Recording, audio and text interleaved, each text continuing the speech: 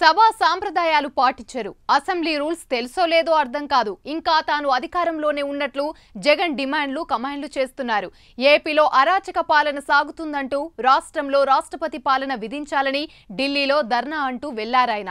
ఇటు రాష్ట్ర అసెంబ్లీలో తనకు ప్రతిపక్ష నేత హోదా ఇవ్వాలని న్యాయ పోరాటం మొదలుపెట్టారు.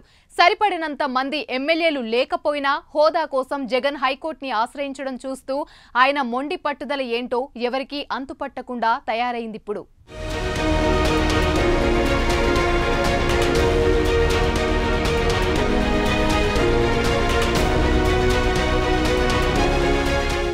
వైసీపీ అధినేత మాజీ ముఖ్యమంత్రి జగన్ అసెంబ్లీ సమావేశాలకు డుమ్మా కొట్టి ఢిల్లీ వెళ్లి హడావుడి చేశారు. ఆంధ్రప్రదేశ్లో కూటమి ప్రభుత్వంలో విపక్ష పార్టీ నేతలను టార్గెట్ చేసి దాడులు చేస్తున్నారని ఆవేదన వ్యక్తం చేశారు.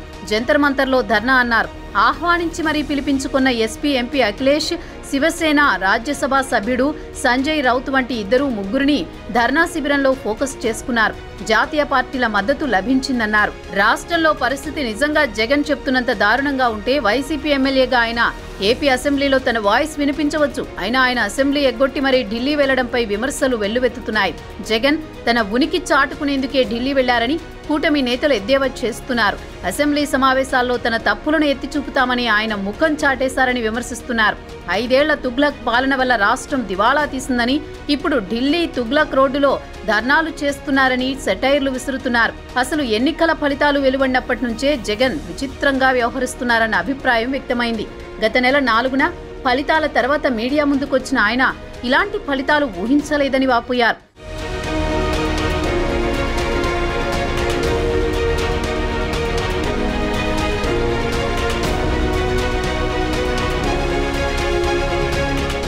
అక్క చెల్లెమ్మల ఓట్లు, అవ్వతాతల ఓట్లు ఏమయ్యాయో తెలియడం లేదని దాదాపు ఏడ్చినంత పని చేశారు. అప్పటి నుంచి ఇప్పటి వరకు జగన్ ఓటమిని అంగీకరించకుండా ఇంకా తాను అధికారంలో ఉన్నట్లే వ్యవహరిస్తున్నారన్న విమర్శలున్నాయి.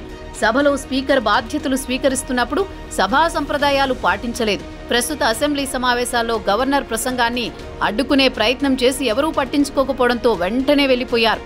ఇక ఇప్పుడు మాజీ ముఖ్యమంత్రి హైకోర్టును ఆశ్రయించారు. ఏపీ అసెంబ్లీలో తనకు ప్రతిపక్ష నేత హోదా ఇవ్వాలని స్పీకర్ను ఆదేశించాలని హైకోర్టులో జగన్ పిటిషన్ దాఖలు చేశారు.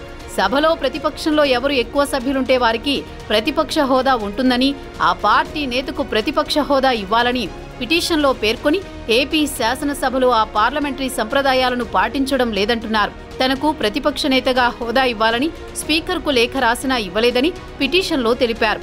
వెంటనే ఆయనకు ప్రతిపక్ష నేత హోదా ఇవ్వాలని హైకోర్టు స్పీకర్ను ఆదేశించాలంట. 23 మంది శాసనసభ్యులు ఉన్న అదే చంద్రబాబు నాయుడు గారికి నేను కూడా చంద్రబాబు నాయుడు గారి మాదిరిగానే ఆలోచనలు చేసినట్టే చంద్రబాబు నాయుడు గారి ప్రతిపక్ష హోదా స్టేటస్ కూడా వచ్చి ఉండేది కాదు, అలా ఉండేవాడు కూడా కాదు.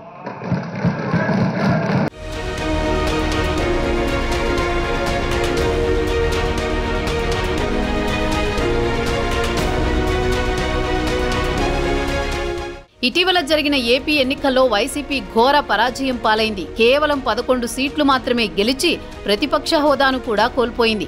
సాధారణంగా ప్రతిపక్ష హోదాకు కనీసం 10% అంటే 18 మంది ఎమ్మెల్యేలు గెలవాల్సి ఉంటుంది. కానీ వైసీపీ కేవలం 11 సీట్లకు మాత్రమే పరిమితమైంది. దీంతో ప్రతిపక్ష హోదా కూడా జగన్కు దక్కకుండా పోయింది. అయినా కేబినెట్ హోదా ఉన్న ఆ పదవి కోసం స్పీకర్ అయ్యన్న పాత్రుడికి జగన్ లేఖ రాశారు. ప్రతిపక్ష హోదాకు 10% సీట్లు కావాలని ఎక్కడా లేదని జగన్ అంటున్నారు. జగన్ వైఖరిపై అసెంబ్లీ సమావేశాల సందర్భంగా బీజేపీ ఎల్పీ కార్యాలయంలో ఆ పార్టీ ఎమ్మెల్యేలు విష్ణుకుమార్ రాజు, ఆదినారాయణ రెడ్డిల మధ్య ఆసక్తికర చర్చ జరిగింది. వైసీపీకి ఎలా ప్రతిపక్ష నేత హోదా ఇస్తారని ఆయన కోర్టుకెక్కారు. అసలు జగన్కి ఎవరా సలహా ఇచ్చారో అర్థం అవ్వట్లేదని ఇద్దరూ చర్చించుకున్నారు. 6% సీట్లు సాధించిన జగన్కి అధికారం పోయినా సలహాలిచ్చేవారు మాత్రం తగ్గినట్లు కనిపించడం లేదు. మరి ఆయనేంటో ఆయన లెక్కలేంటో.